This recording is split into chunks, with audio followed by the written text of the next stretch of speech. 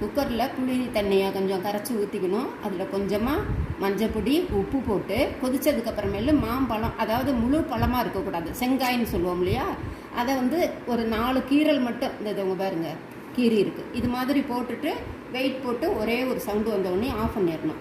அதுக்கப்புறம் வடசட்டியில் துவரம்பருப்பு, மிளகாய், வெந்தயம் இதை 3ஐயும் நல்லா சவக்க வறுத்துட்டு அதை நல்லா தண்ணி ஊற்றி நல்லா அரைச்சி எடுத்துக்கணும், சட்னி மாதிரி எடுத்துக்கிட்டு இந்த வெந்ததில் வந்து குழம்பு குக்கரில் வச்சுருக்கோம் இல்லையா, அதில் வந்து ஊற்றி நல்லா ஒரு கொதி விட்டோடனையும் கடுகு, ஜீரகம், மிளகாய், கருவேப்பிலை, பெருங்காயம் இதை தாளித்து அதில் போட்டுடணும். உப்பும் போட்டுக்கணும், உப்பு சொல்ல மறந்துட்டேன். இதுதான் மாம்பழ குழம்பு, ரொம்ப டேஸ்ட்டாக நல்லாயிருக்கும்.